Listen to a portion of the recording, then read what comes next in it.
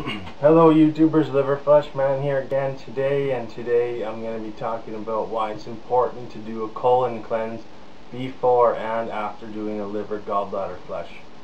The reason why it's so important is that when you do the liver flush, alright, you release a lot of stones, a lot of debris, a lot of toxins, and that moves through your intestinal tract. Alright, these stones and these debris can get stuck in the intestines. There's all kinds of little pockets and little places it could get stuck.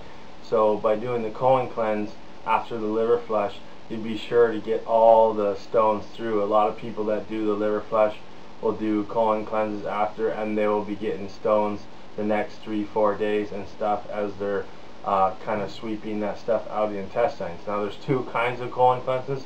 There's oral, internal, or oral ones which use fiber, like there's soluble and insoluble fiber. Flax seeds is one way of brooming and getting the fiber to kind of scrape and clean the intestines, to clean the small, large intestines, the colon, and clean it out. Another type of fiber that is used, which may be better than how to do a better job at sweeping it kind of thing, is psyllium husks. Alright, psyllium husk. And with the psyllium husk, you add a tablespoon to a big glass of water, and you drink a couple glasses of water after that, because the psyllium husk expands. Alright, this expands to like 10 times its size. So you have that small amount and it goes through as a brush and scrapes it through. But you also want to use bentonite clay.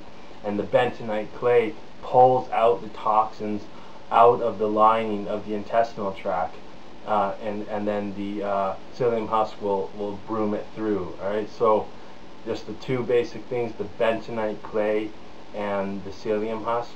Some people also use black activated charcoal, which is a little bit harder to get, but this also is very good at pulling the toxins off the wall, the lining, the wall. And when you have this bowel movement after, you will notice that the smell of the bowels and stuff that comes out, there'll be all kinds of black and brown stuff, and just the smell of it is not like your normal stools and stuff, your normal feces. So it's just proof right there in the smell of it.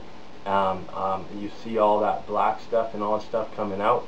The other option as well, and I recommend both, is to do colonic or an enema. The colonics are a little bit more rigorous, and they actually do a better job cleaning the whole intestines, whereas the the enemas, unless you're putting at least 48 ounces in there and doing that 2 or 3 times, and getting in there and massaging it in, doing inversions, laying on your back with your feet over your head, and do some breathing and pump the stomach,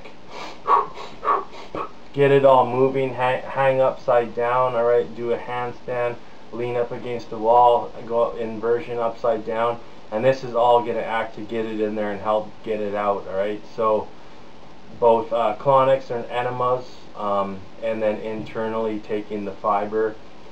Foods that contain a lot of fiber are like, one of them is celery with all the little strands of fiber, and flax seeds are the two biggest fiber. Those are the best fiber naturally. And but doing one before the liver flush is also good, but it's not as important as doing one after the flush, when you just flushed all those stones and toxins and debris through the intestinal tract.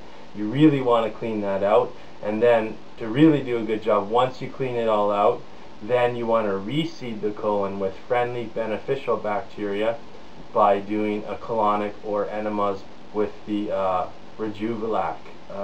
Either you can use buckwheat, wheat berries, kamut.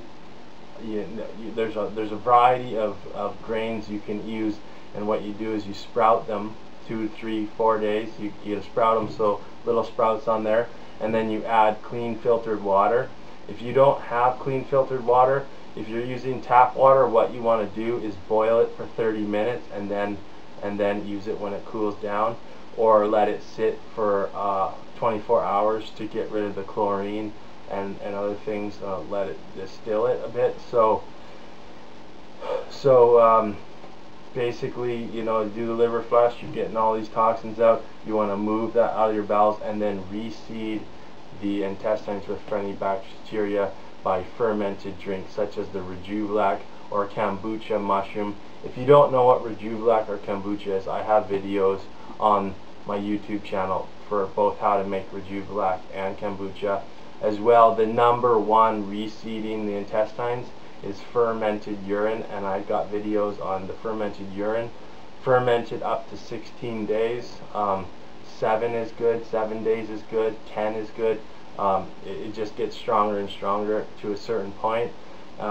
16 days is about maxed out, and then but you know, the fermented foods creates that friendly bacteria, and the living Rejuvelac and kombucha mushroom, because these are, you know, these are living, the sprouted and the live kombucha mushroom that grows, this actually also has an alkaline effect on the intestines as well, and also keeps candida and other unfriendly bacteria at bay, and it keeps the friendly bacteria growing in there, and then that way your immune system is going to be strong, which is over 60% of the immune system is located in the intestines. So your immunity will be really strong, fighting disease.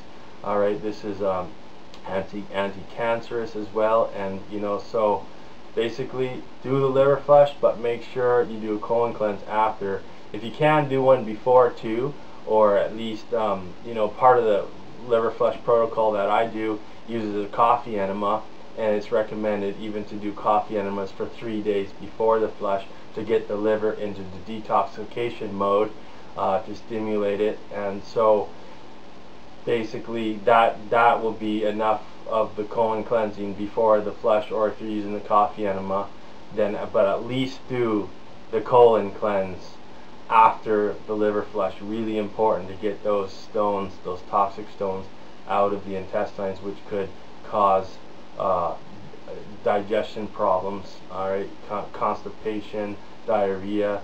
It could cause autoimmune disorders, alright. So it's very important, do a colon cleanse after your liver flush.